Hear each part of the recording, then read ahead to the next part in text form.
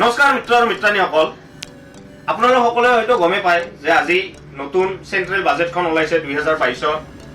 তো বাজেটত কি আছে এইটো মই নকওঁ, এনেও গম পায় এই বাজেটত আমাৰ ডেছলাৰ দাম কমে আৰু সোণৰ দাম বাঢ়ে।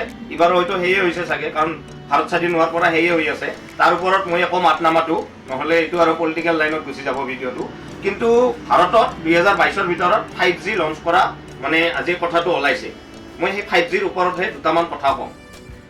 5G যেতিয়া ইণ্ডিয়াত আহিব আমাৰ বাবে ভাল, কাৰণ মই এজন ভিডিঅ' ক্ৰিয়েটৰ।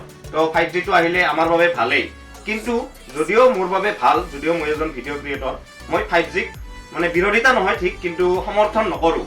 কাৰণ কিয়, 5G আহিলে আমাৰ জীৱকুলৰ বাবে বা গছ গছনিৰ বাবে বহুত বেয়া হ'ব। আৰু এইটো নাভাবিব আপোনালোকে যে মই এইটো ৰবট 2.0 চাই পেলাই কৈ আছোঁ, তাত সেই যে পংচীৰাজ আছিলে তাৰ দৰে কৈ আছোঁ। পংচীৰাজৰ দৰে মই কোৱা নাই, কাৰণ বৰ্তমান হিটত পুষ্পাৰাজহে আছে, পংচীৰাজ নহয়। কিন্তু মই কথাটো কিয় কৈ আছোঁ, আপোনালোকে ভিডিঅ'টো সম্পূৰ্ণ চালে নিজেই বুজিব। চাওক, যিসকলৰ ঘৰৰ ওচৰত মোবাইলত টাৱাৰ আছে, মানে বৰ্তমানতো 4G আছে, 4G টাৱাৰ আছে, সিহঁতে নিজে লক্ষ্য কৰিবচোন যে 4G টাৱাৰটো যেতিয়া আপোনালোকৰ ঘৰৰ ওচৰত নাছিলে, তেতিয়া আপোনাৰ ঘৰৰ ওচৰত যিবিলাক গছ গছনি আছে তাত ফল ফুল কেনেকৈ লাগিছিল আৰু এতিয়া কেনেকৈ লাগে। চাব, উদাহৰণস্বৰূপে ক'লো, এটা যদি নাৰিকল লাগে, নাৰিকলটো মানে থাকা নাথাকা একে যেন হয়। গতিকে সেই বস্তুটো আপোনালোকে লক্ষ্য কৰিলে নিজেই গম পাব। আৰু এইটো মই কোৱা কথা নহয়, আপোনালোকে গুগল বাবাত গৈ পেলাইও চাৰ্চ কৰি চাই ল'ব পাৰিব যে গছ গছনি আৰু জীৱকুলৰ মানে বাবে ক্ষতিকাৰক হয়নে নহয় 5Gটো, সেইটো আপোনালোকে চাই ল'ব পাৰিব। কিন্তু মই ভিডিঅ'টো বনাইছোঁ মোৰ পাৰ্চনেল মেটাৰৰ কাৰণে। মানে মোৰ ঘৰৰ ওচৰতো এটা টাৱাৰ আছিলে, তাৰ ফলত মানে ভোট জলকীয়া এডাল পুতিছিলোঁ, তো চব সৰি যায়, সৰু এইখিনি হোৱাতে ভোট জলকীয়া সৰি যায়। তো সেইটো কাৰণত মই পাৰ্চনেল সেই ভিডিঅ'টো বনাইছোঁ। মানে ভোট জলকীয়া এটাও খাবই নাপালোঁ, খাম বুলি ভাবিছিলোঁ কিন্তু খাব এটাও নাপালোঁ। ভিডিঅ'টো সেইকাৰণে বনাইছোঁ। লগতে আৰু এটা কথা কওঁ, মেইন ইম্পৰ্টেণ্ট কথাটো কওঁ আপোনালোকক, এই যে 5G, বৰ্তমান আমি যে 4G ব্যৱহাৰ কৰি আছোঁ, ব্যৱহাৰ ঠিকে 4G কৰি আছোঁ, আৰু টকাও ঠিকে 4Gৰ মানে টকাত নেটপেক ভৰাই আছোঁ, কিন্তু ব্যৱহাৰ এই 3Gয়ে কৰি আছোঁ, 3Gয়ে কৰি আছোঁ। কাৰণ কিহৰ কাৰণে কওঁ আপোনালোকক, নতুন নতুন যেতিয়া জিঅ' আহিছিল আপোনালোকে হয়তো গম পায় কিমান স্পীড আছিল আৰু আজি কিমান স্পীড। আৰু যেতিয়া 2G আছিল তেতিয়া আমাৰ ভিডিঅ' কোৱালিটি আজিৰ নিচিনা ফুল HD নাছিলে, 3GB আছিলে, পিছত আহিলে MP4, পিছত আহিলে HD, এতিয়া ফুল HD আহিছে। ঠিক আছে, আজি 4G চলি আছে। 4Gত আপোনাৰ মোবাইলত বাফাৰিং নহ'ব পাৰে, কিন্তু আপুনি যদি এমেজন প্ৰাইম বা নেটফ্লিক্স এনেকুৱা মানে ব্যৱহাৰ কৰে, তেতিয়াহ'লে আপোনালোকে চাব মোবাইলত চালে ঠিকেই পায়, বাফাৰিং নকৰে। কিন্তু আপোনালোকে লেপটপত বা টিভিত লগাই দিব, বাফাৰিং কৰিবই কৰিব। যদি নকৰে, মানে আমাৰ মোবাইলৰ নৰ্মেল 4Gত কৈছোঁ মই, ব্ৰডবেণ্ড বা এইবিলাক জিঅ' ফাইবাৰৰ কথা কোৱা নাই, নৰ্মেল 4Gত।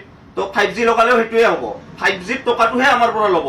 কিন্তু আমি সেই মোটামুটি আৰু 4Gৰ কাষাকাষি এটা কিবা এটা নেটৱৰ্ক পাম, আৰু কিন্তু 5Gটো নাপাওঁ। কিন্তু কোম্পানীবোৰে কৰিব কি, 5Gত টকাটোৱে আমাৰ পৰা ল'ব। গতিকে মই সেইকাৰণে এইটোৰ বিৰোধিতা নহয় ঠিক, বিৰোধিতা বুলি নকওঁ, কিন্তু সমৰ্থন নকৰোঁ। আৰু মেইন মোৰ কথাটো হ'ল এই ভোট জলকীয়াৰ গাছডাল, কাৰণ মই সেইটো খাব নাপালোঁ। গতিকে সেইটো মোৰ মেইন দুখ। তো আপোনালোকেও যদি মোৰ কথাত বিশ্বাস নকৰে, তেতিয়াহ'লে কৈছোঁৱে, গুগল বাবত গৈ পেলাই চাৰ্চ কৰি লওক।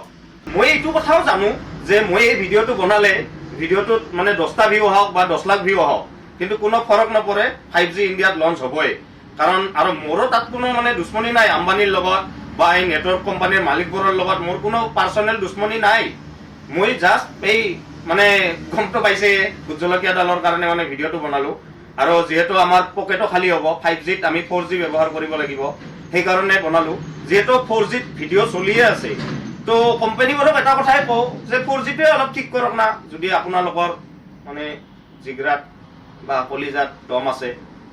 গতিকে আমাৰ পৰা পইচা ইমান লুটিব নালাগে, 5G পিছতে আনিব, আজিৰ পৰা 2-3 বছৰ পিছত। বৰ্তমান 4Gটোৱে ভাল কৰকচোন, পিছত 5G আনিলে হ'ল। আৰু মই এইটো কথাও কওঁ যে মানে মোৰ কাৰো লগত দুশ্মনীৰ ফলত মই এই ভিডিঅ'টো বনোৱা নাই, অকল মানে ভোট জলকীয়াৰ কাৰণে বনাইছোঁ। আৰু ভিডিঅ'টো যদি ভাল লাগিছে, মানে হাঁহিৰ সুৰত কৈছোঁ কিন্তু সঁচা কথা কৈছোঁ, আৰু নাভাবিব পংচীৰাজ বুলি, পুষ্পাৰাজ ঝুকেগা নেহি। গতিকে ভিডিঅ'টো যদি আপোনালোকৰ ভাল লাগিছে, তেতিয়াহ'লে লাইক, শ্বেয়াৰ আৰু কমেণ্ট কৰিব। ৰাম ৰাম, খুদা হাফিজ। বাছ এটা কথাই কওঁ, নিজৰ আশীৰ্বাদত অকণমান মোক মনত ৰাখিব। ধন্যবাদ। জয় আই অসম, জয় হিন্দ।